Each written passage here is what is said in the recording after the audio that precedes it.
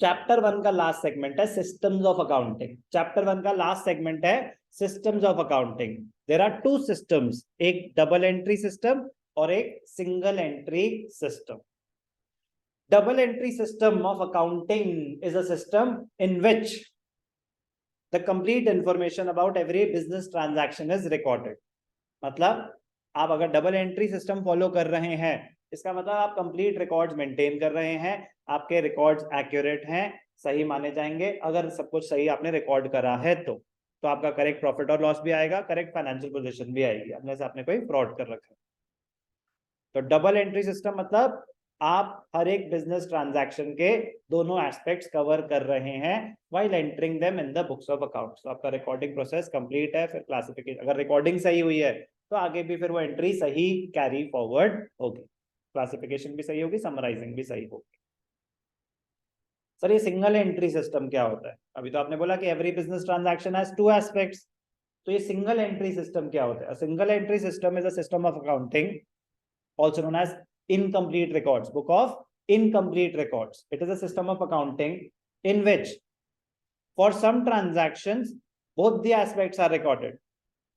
For some transactions only one aspect is recorded, and some transactions are completely ignored, and some transactions are completely ignored.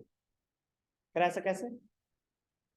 जिनके लिए accounts बनाना compulsory नहीं है वो single entry follow कर लेते हैं। अब अगर मेरी कोई छोटी सी शॉप है, अब यहाँ पे जो शॉप्स हैं क्या सारी की सारी आपको लगता है कि प्रॉपर अकाउंटिंग करते होंगे? नहीं, उनको तो किस चीज से मतलब है, किससे कितने पैसे लेने हैं, किसको कितने पैसे देने हैं, और अपना गल्ले में कितना पैसा पड़ा है। यस और नो? तो इसका मतलब वो कैश बुक प्रॉपर मेंटेन करते होंगे कि कैश इन हैंड कितना है, उनके पास प्रॉपर रिकॉर्ड होगा। पर्सनल अकाउंट्स की वो प्रॉपर अकाउंटिंग करते होंगे कि किससे कितने पैसे लेने हैं, किसको कितने पैसे देने हैं। बट आपको लगता है कि वो डेप्रिसिएशन की एंट्रियां पास कर रहे होंगे? आपको लगता है कि वो, सोचो कोई शॉपकीपर है, उसको भूख लगी, चिप्स का पैकेट खा गया, तो goods withdrawn for personal use, तो क्या वो ड्राइंग्स की एंट्री पास करता होगा? नो, वो इनकम्प्लीट रिकॉर्ड्स है। क्या है वो? इनकम्प्लीट रिकॉर्ड्स है। तो सर वो तो अनरिलायबल है। बिल्कुल अनरिलायबल है, तो वो कोई यूज भी नहीं कर सकता। तो वो कह रहा मुझे चाहिए भी नहीं भैया यूजर, मुझे नहीं चाहिए बैंक से लोन, ठीक है ना, मुझे नहीं भरना टैक्स वैक्स कि मैं प्रॉपर अकाउंट। अगर भाई साहब आप प्रॉपर अकाउंट्स नहीं बना रहे, कह रहे मुझे जो इन्फॉर्मेशन चाहिए ना, मेरे पास एक कॉपी है, मैंने उस पर आपके नाम से एक पेज बना रखा है, आपसे कितने पैसे लेना है मुझे पूरी इन्फॉर्मेशन है, मुझे नहीं चाहिए कोई और इन्फॉर्मेशन, मुझे नहीं कैलकुलेट करने मेरे प्रीपेड एक्सपेंसेस, आउटस्टैंडिंग एक्सपेंसेस, कोई चक्कर ही नहीं।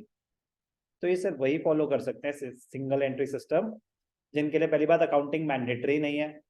सर ऐसा भी होता है कि अकाउंटिंग मैंडेटरी नहीं है? अगर आपका बिजनेस साइज बहुत ही छोटा है कि आपका फॉर एग्जांपल आपका एनुअल साल का टर्नओवर ही 4 लाख रुपए से नीचे है, तो गवर्नमेंट भी कहते हैं कि भाई तुम रहने दो, क्योंकि फिर तो एडिशनल कॉस्ट है ना। 4 लाख का टर्नओवर साल का, तो प्रॉफिट तो पता ही नहीं क्या ही होगा, तो फिर जरूरी नहीं है। बट सर ऐसी तो बड़ी अच्छी अच्छी दुकानें जो पैसे तो बहुत कमाते हैं बट लगता नहीं है ये प्रॉपर अकाउंटिंग करते होंगे, वो तो फिर टैक्स एवेजन होती है। वो तो क्या हो रही है? टैक्स एवेजन, टैक्स की चोरी। तो डबल एंट्री सिस्टम बिना बिजनेस ट्रांजैक्शन करे टच भी नहीं करना चाहिए। Double entry system means a system of accounting which recognises and records both the aspects, debit and credit aspect of a financial transaction. First chapter में तो कहीं बात ही नहीं करी कि फाइनेंशियल ट्रांजैक्शन के दो एस्पेक्ट्स होते हैं। At the time of recording a transaction, one aspect is recorded on the debit side and the other. एक होगा debit aspect, एक होगा credit aspect. Example, when goods are purchased for cash, goods are acquired and in return cash is paid.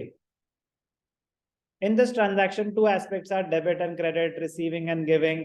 Under the double entry system, both these aspects are recorded. Under double entry system, both the aspects of every transaction will be recorded. This system is based on dual aspect concept. Dual aspect कहता ही क्या है? Every transaction has two aspects. Features इसमें क्या है? Complete record of each transaction. It recognizes twofold aspect of every transaction, debit and credit, equal amount. In this system, one aspect is debited and the other is credited. Since one aspect of a transaction is debited and the other is credited, the total of debits will always be equal to the total of credits. It helps in ascertaining the arithmetical accuracy by preparing the trial balance. तो जब trial balance prepare होता है, तो मैंने बताया ना, why do we prepare trial balance? It helps in the preparation of financial statements. Yes. It shows the closing balances of all the ledger accounts. Yes. एक और बताया था, it helps in checking the arithmetical accuracy. क्योंकि अगर trial balance बनाया और debits और credits match नहीं कर रहे, तो मतलब कोई अरिथमेटिकल एरर हो चुका है. स्टेजेस तो account just read once, recording, classifying, summarising, तो जस्ट रीड वंस. काम की बात क्या थी? डबल एंट्री सिस्टम का मतलब क्या होता है, जहां पे हम हर एक ट्रांजैक्शन के दोनों एस्पेक्ट्स कवर कर रहे हैं. What are the advantages? Correct scientific system है, आप प्रॉपर रूल्स फॉलो कर रहे हो, complete record of transaction maintain हो रहा है, arithmetical accuracy can be ensured by preparation of trial balance. आप एक्चुअल प्रॉफिट और लॉस डिटरमिन कर सकते हो by preparing the income statements. आप एक्चुअल फाइनेंशियल पोजीशन एसरटेन कर सकते हो by preparing the position statement, that is the balance sheet. Purpose of control मतलब बाकी सारे जो objective, maintaining, protecting assets, having some control. अगर आप प्रॉपर अकाउंट्स बना रहे हो तो ही तो कंट्रोल कर सकते हो कि कोई सामान चोरी हुआ तो पता चलेगा ना. Comparative studies possible only when proper accounting has been done. Health management and decision, तो जो फंक्शन ऑफ अकाउंटिंग थे वो डबल एंट्री सिस्टम में ही पॉसिबल है. जो ऑब्जेक्टिव्स थे वो डबल एंट्री सिस्टम में ही फुलफिल हो सकते हैं. तो नथिंग न्यू क्या है ये कि सिंगल एंट्री क्या होता है.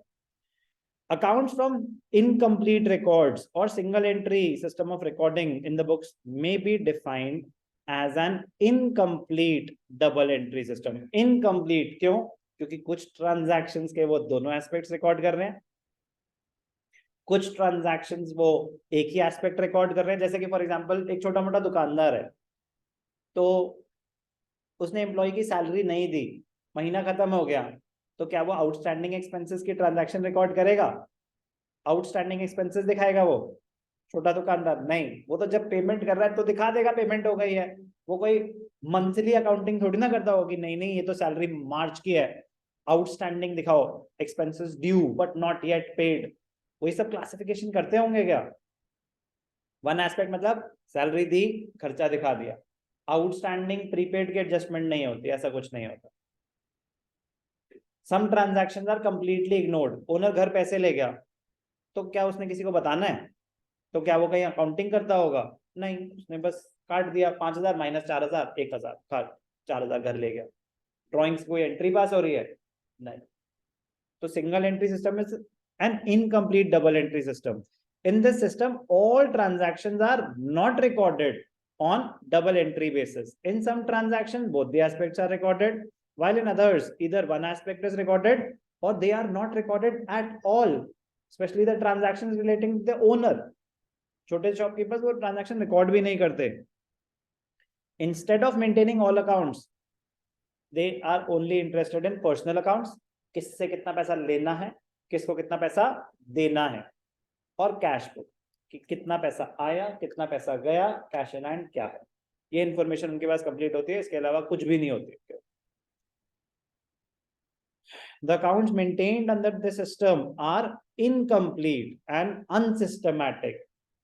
Therefore, they are not reliable. Since all the transactions are not recorded under the system, it is not possible to prepare trial balance. अब जब trial balance ही नहीं है, तो it is not possible to prepare the financial statements. इसी के साथ chapter 1 समाप्त हुआ.